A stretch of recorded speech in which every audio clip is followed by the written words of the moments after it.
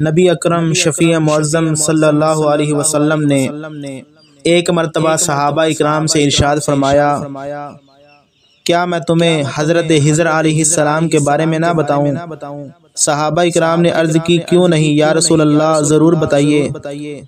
تو نبی اکرم شفیع معظم صلی اللہ علیہ وسلم نے ارشاد فرمایا، ایک دن وہ بنی اسرائیل کے بازار سے گزر رہے تھے کہ ان پر ایک مکاتب غلام کی نظر پڑی، تو اس غلام نے ان سے عرض کی، مجھ پر صدقہ کیجئے، اللہ عز و جل آپ کو برکت عطا فرمائے۔ حضرت سیدنا خضر علیہ السلام نے ارشاد فرمایا، میں اللہ پر ایمان رکھتا ہوں کہ جو معاملہ وہ چاہے وہی کرتا ہے، لہٰذا اس وقت میرے پاس تمہیں دینے کے لیے کچھ نہیں۔ مسکین بولا، میں نے آپ سے اللہ کے نام پر سوال کیا تھا کہ مجھ پر صدقہ کیجئے، کیونکہ میں نے آپ کے چہرے پر سخاوت کے آثار دیکھے تھے اور میں آپ کے پاس برکت کی امید بھی رکھتا ہوں۔ حضرت خضر علیہ السلام نے اس سے ارشاد فرمایا، میرا اللہ پر ایمان ہے، اس وقت میرے پاس تمہیں دینے کے لیے کچھ نہیں، ہاں یہ ہو سکتا ہے کہ تم مجھے لے جا کر بیچ دو۔ مسکین نے پوچھا، کیا ایسا کرنا درست ہوگا؟ حضرت خضر علیہ السلام نے ارشاد فرمایا، ہاں میں تم سے کہہ رہا ہوں، کیونکہ تم نے ایک عظیم وسیلہ سے سوال کیا ہے، لہذا میں تمہیں اپنے رب کے نام پر رسوا نہیں کروں گا، مجھے بیچ دو۔ نبی اکرم شفیع معظم صلی اللہ علیہ وسلم فرماتے ہیں کہ پھر وہ مسکین انہیں بازار لے گیا اور 400 درہم میں بیچ دیا۔ وہ ایک مدت تک اس خریدار کے ہاں یوں ہی ٹھہرے رہے کہ وہ ان سے کوئی کام نہ لیتا تھا۔ ایک دن آپ علیہ السلام نے اس سے فرمایا، تم نے مجھے کام کرانے کے لیے خریدا ہے، لہٰذا مجھے کسی کام کا حکم دو۔ تو اس نے کہا، میں آپ کو مشقت میں ڈالنا پسند نہیں کرتا، آپ بہت عمر رسیدہ اور ضعیف ہیں۔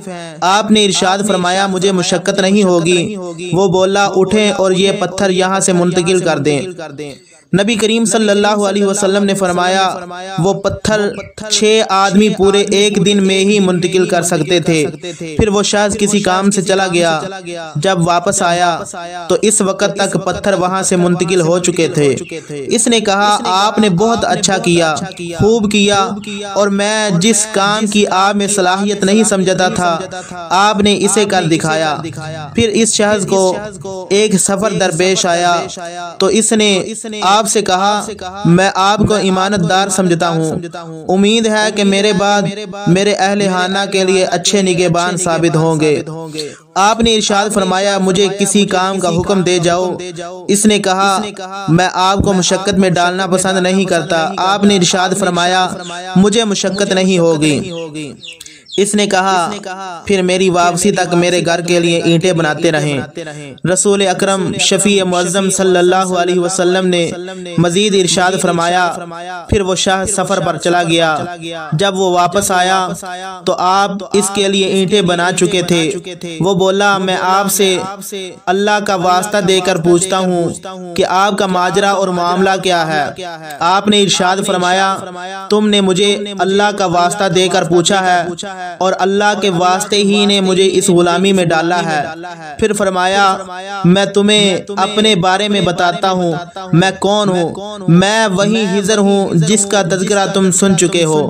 مجھ سے ایک مسکین نے صدقہ کا سوال کیا، اس وقت میرے پاس کوئی ایسی چیز نہ تھی۔ پھر جب اس نے اللہ کا واسطہ دے کر مجھ سے مانگا تو میں نے اسے خود پر اختیار دے دیا، لہٰذا اس نے مجھے بیچ دیا۔ اور میں تمہیں یہ بتا رہا ہوں کہ جس اللہ کا واسطہ دے کر مانگا جائے، پھر وہ سائل کو قدرت کے باوجود خالی لٹا دے، اسے قیامت کے دن اس حالت میں کھڑا کیا جائے گا کہ اس کی جلد پر گوشت نہ ہوگا اور وہ زور زور سے آوازیں نکال رہا ہوگا۔ اس شخص نے کہا، میں اللہ کی پناہ چاہتا ہوں، اے اللہ کے نبی، میں نے آپ کو مشقت میں ڈالا۔ آپ نے ارشاد فرمایا، کوئی حرج نہیں، تم نے بہت اچھا کیا، خوب کیا۔ تو اس آدمی نے عرض کی، میرے ماں باپ آپ پر قربان ہوں، میرے اہل و مال کے لیے جو چاہیں حکم فرمائے یا آزادی اختیار فرمائے، میری طرف سے آپ کا راستہ کھلا ہے۔ حضرت خضر علیہ السلام نے ارشاد فرمایا میں یہ چاہتا ہوں کہ تم مجھے جانے دو تاکہ میں اپنے رب کی عبادت کر سکوں، تو اس نے آپ کو رخصت کر دیا۔ آپ نے دعا فرمائی الحمدللہ الذی اوثقنی فی العبودیۃ ثم نجانی منہا، یعنی تمام تعریفیں اللہ عز و جل ہی کے لیے ہیں جس نے مجھے غلامی میں ڈالا پھر اس سے نجات عطا فرمائی۔